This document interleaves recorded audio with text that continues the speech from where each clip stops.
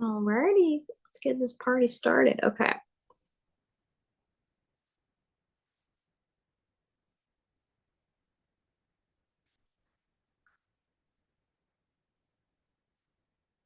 me share my screen. Mm,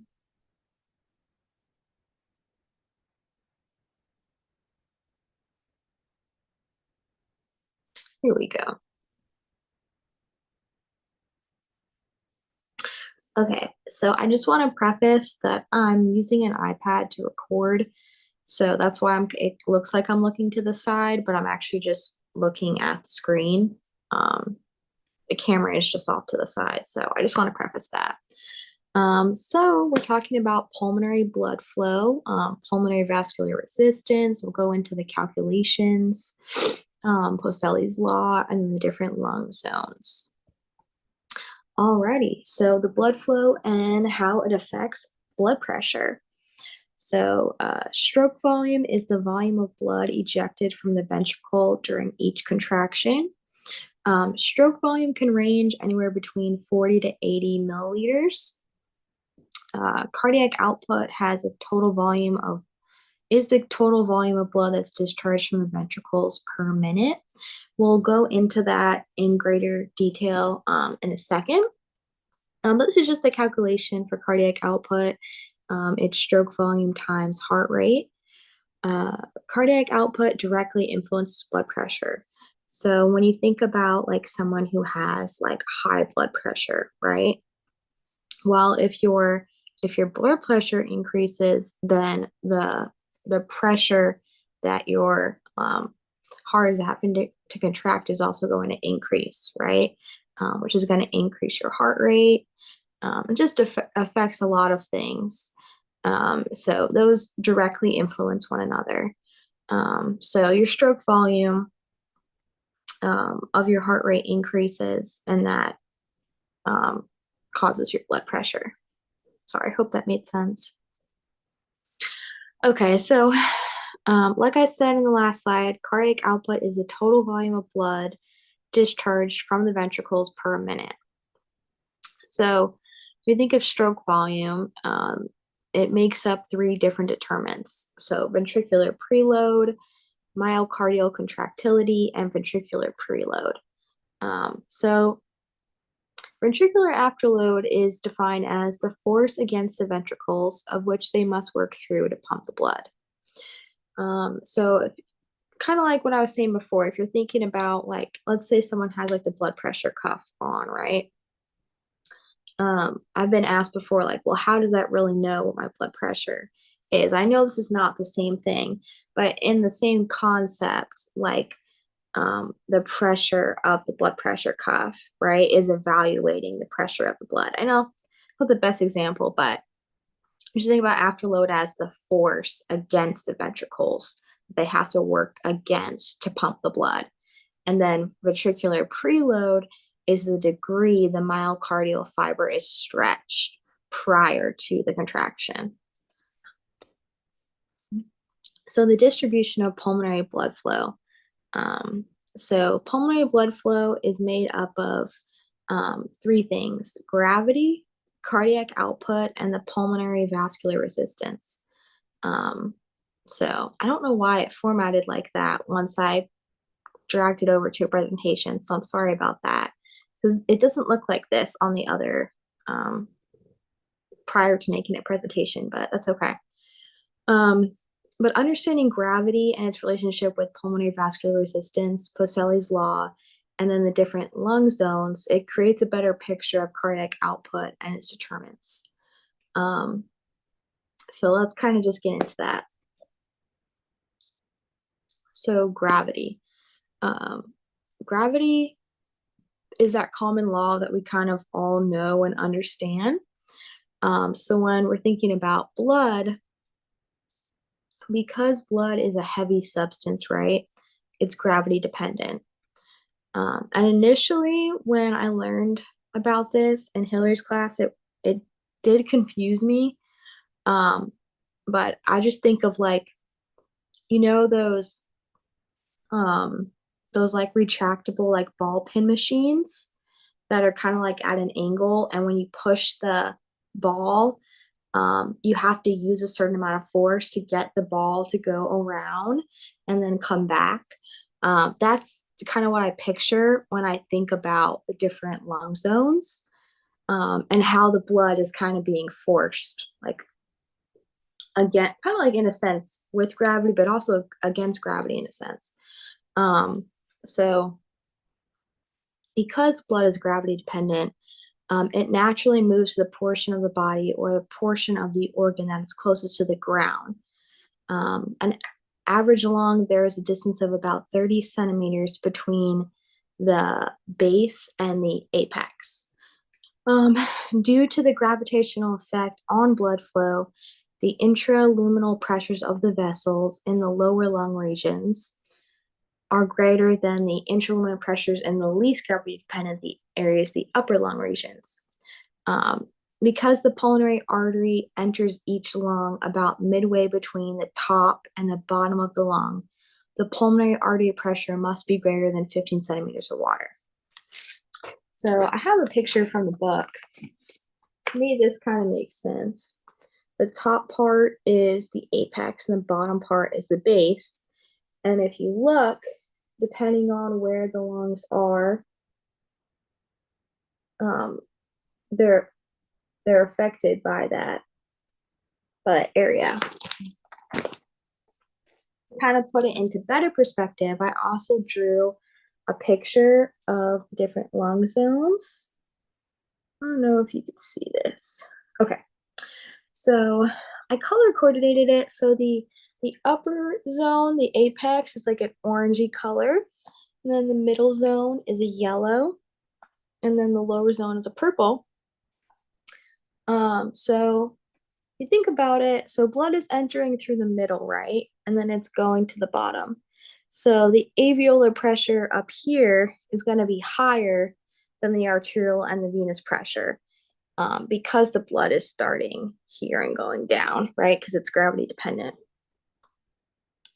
Alveolar pressure is lower than arterial pressure in the middle zone, but higher than the venous pressure.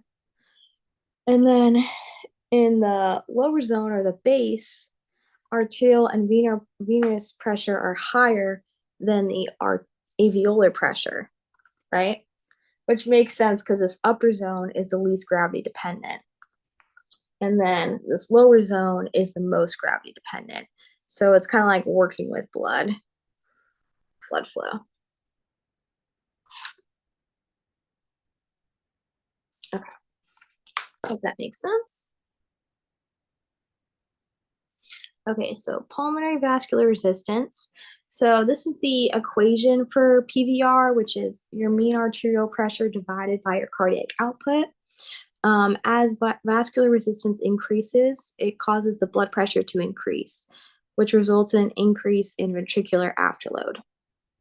So pulmonary vascular resistance reflects changes in blood flow from the right ventricle as it approaches the lungs.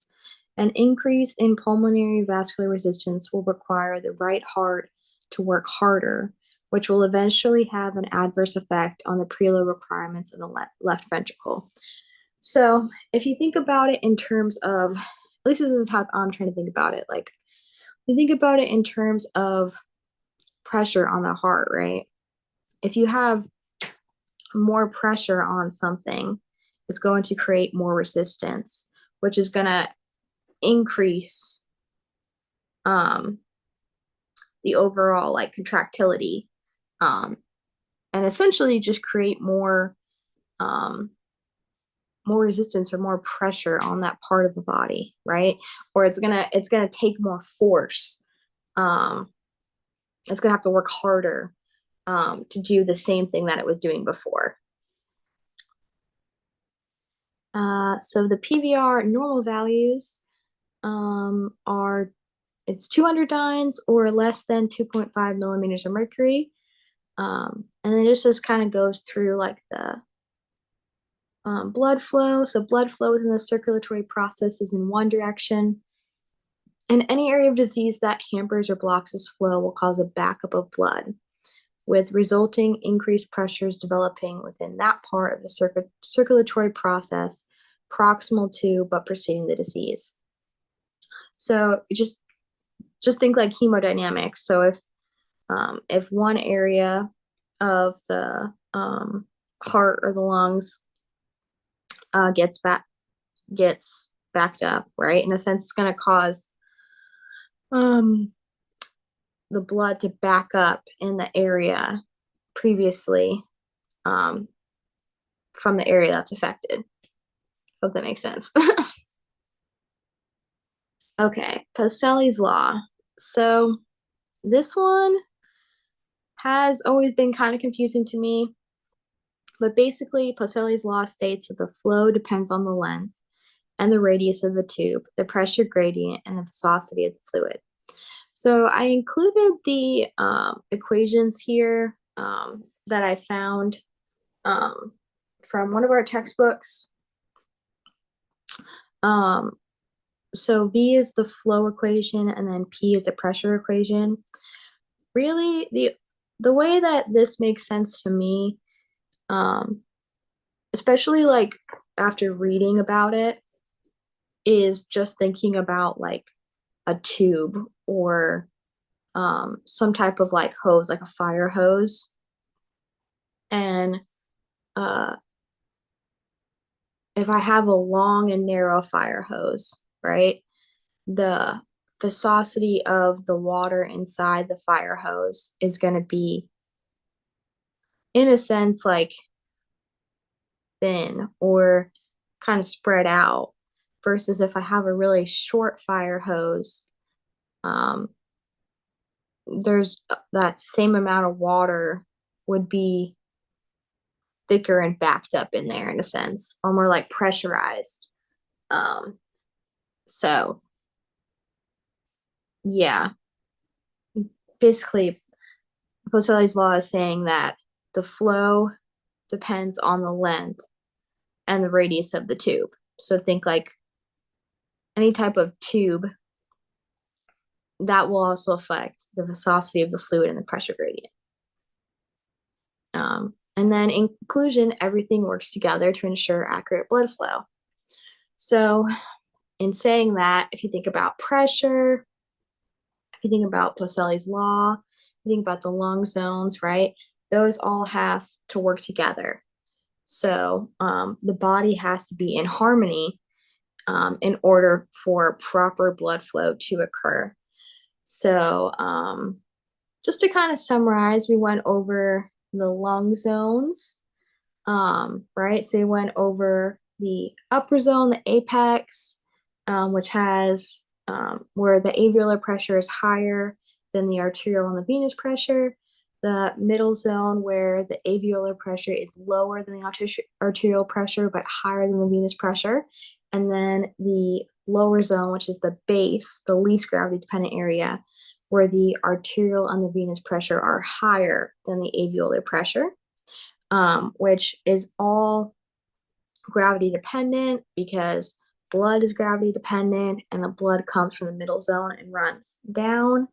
And then this also affects Poiseuille's law, because if we think about a tube and the viscosity of the blood, in the same way, it affects the heart, right, and the contractility.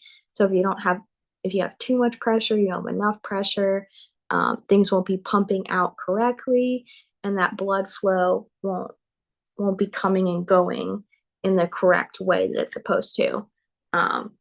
If something changes or it's not in harmony with those hemodynamic values, then things will back up and create some type of resistance, which will create an issue in the body, like congestive heart failure, or something to that effect. Or it could be a number of things. But yeah, thank you so much for listening. That's the end of my presentation.